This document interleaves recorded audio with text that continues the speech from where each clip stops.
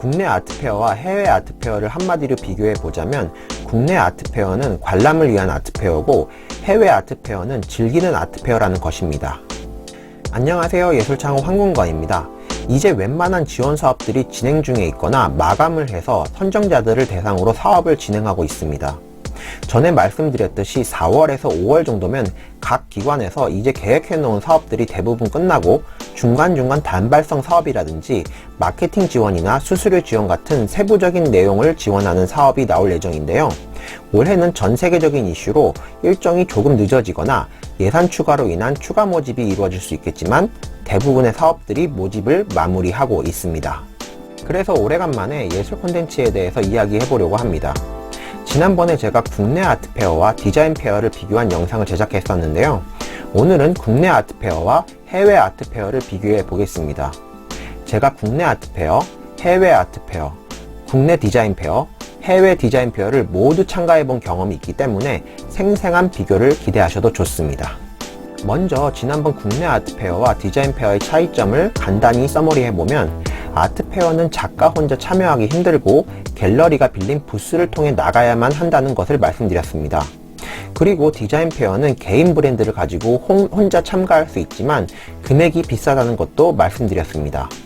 그럼 아트페어는 국내나 해외에서 참가하려면 개인 자격으로 참가하는 경우가 굉장히 드물고 거의 갤러리를 통해 나가게 되는데 여기서 국내, 해외 차이점이 있습니다. 저는 이번에 이 차이를 마케팅 관점에서 비교해 보겠습니다. 국내 아트페어와 해외 아트페어를 한마디로 비교해 보자면 국내 아트페어는 관람을 위한 아트페어고 해외 아트페어는 즐기는 아트페어라는 것입니다. 먼저 국내 아트페어를 가보면 흰색 파티션으로 이루어진 수백 개의 부스들이 빼곡하게 들어차 있는 광경을 보실 수 있습니다. 그리고 거기에 벽마다 그림들이 걸려 있고 공간 중간에는 간혹 흰색 상자 위에 조형 작품도 전시되어 있습니다. 관객들이 그림을 보러 다니면 갤러리에서 큐레이터나 담당자분들이 나오셔서 작품에 대해 설명도 해주시고 구매 의사가 있는 컬렉터 분들께는 가격도 알려주십니다. 간혹 작가를 만나서 작품에 대해서 직접 설명을 들을 수 있는 행운의 기회도 갖게 됩니다. 그래서 그림을 보는 것을 좋아하는 분들이라면 작품을 원 없이 볼 수 있는 공간이 아트페어가 되는 것입니다. 아트페어는 작가들의 작품을 단기간에 전시하고 판매할 목적으로 만들어진 공간이지만 조금 보다 보면 다리가 좀 아픕니다. 그리고 작품은 다 다르지만 전시 구성은 똑같아서 때로는 지루하기도 합니다. 간혹 마음에 드는 작품을 발견하더라도 서서 봐야 하고 오래 지켜보기 힘이 듭니다. 시스템 자체가 관람에 포커스를 두고 있는 것입니다. 그래도 요즘 몇몇 아트페어에서 중간에 벤치도 마련해 놓고 있지만 여전히 중간중간 쉬면서 그림을 감상하기에는 어려운 현실입니다.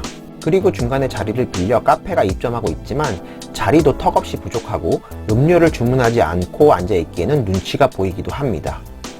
공간만 있으면 관람객이 쉬는 공간보다 갤러리 부스가 들어가야 하기 때문이죠. 이것은 전에 백화점과 스타필드를 비교한 영상과 의미를 같이 합니다. 이번에는 해외 아트페어를 가보겠습니다. 앞서 말씀드렸듯이 해외 아트페어는 즐기는 아트페어입니다. 작품 관람에만 머물지 않고 소통과 사교의 장이 되기도 합니다. 부스 형식은 국내와 동일하지만 작품과 어울리는 가구도 놓고 규모가 큰 부스는 와인바 같은 것도 해놔서 관람객이 오면 샴페인이나 와인을 한 잔씩 주면서 그림에 대해서 설명도 해줍니다. 그리고 페어 중간에 스낵바 이외에도 대형 공간을 할애해서 단체로 쉴 수 있는 공간을 충분히 만들어 둡니다. 그리고 아트페어 중간중간 관객이 쉴 수 있는 공간도 적절히 배치되어 있습니다. 음료나 의자, 휴식 공간 등 고객이 머무르는 시간을 늘리면 매출이 올라가는 전략을 잘 활용하고 있습니다. 가만히 보시면 요즘 스타필드나 IFC몰 같은 대형 쇼핑몰에 가보시면 사람들이 뭔가 주문하지 않아도 쉴 수 있는 휴식 공간을 많이 할애하고 있다는 것을 느끼실 수 있을 것입니다. 이런 전략이 아트페어 안에서도 적절하게 활용돼서 중간중간 쉴 수 있고 오래 그림을 감상할 수 있으니 판매가 더 잘 되는 것이 아닌가 합니다. 그리고 작품과 어울리는 인테리어를 어느 정도 꾸며놔서 작품이 공간에 전시되면 이러한 분위기를 연출할 수 있고 예시를 들어주기도 합니다. 또한 조명 등과 같이 가구 기능을 하는 작품들이 많아지면서 인테리어 오브제 역할을 하는 작품 또한 많이 나오고 있습니다. 우리나라 작가들도 해외 어디에 내놔도 손색이 없을 만큼 멋진 작가들이 많고 점점 세계적인 인지도를 쌓아가는 작가들이 많아져서 자랑스럽기도 합니다. 하지만 이런 상황과 비례하게 인프라가 아직은 따라주지 못하는 것 같아서 아쉬운 감정이 들긴 합니다만, 그래도 전보다는 많이 나아지고 있다고 생각하고 우리나라 특성상 더 나은 방식도 금방 개발될 것이라고 확신합니다. 이상 마케팅 관점에서 국내 아트페어와 해외 아트페어를 비교해 보았는데요. 이것도 하나의 관점이라서 어느 것이 맞고 어느 것이 틀리다라고 하기보다는 이렇게도 볼 수 있구나 하고 생각하시면 좋겠습니다. 그리고 모든 해외 아트페어가 말씀드린 시설이 다 있는 것은 아니라는 것도 말씀드립니다. 다음에는 국내 디자인 페어와 해외 디자인 페어를 비교해보는 시간도 가져보도록 하겠습니다.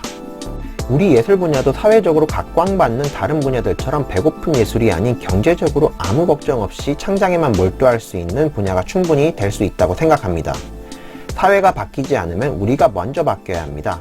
사회 트렌드를 뒤쫓아가는 것이 아니라 변화를 예민하게 감지하는 잠수함의 토끼처럼 반응해야만 트렌드를 선도할 수 있다고 봅니다. 그러기 위해서 저도 함께 노력하겠습니다. 여러분들도 예술창업 황금거위 카페 가입과 유튜브 채널의 좋아요, 구독, 알림 설정으로 함께 해주시기 바랍니다. 우리도 할 수 있습니다. 감사합니다.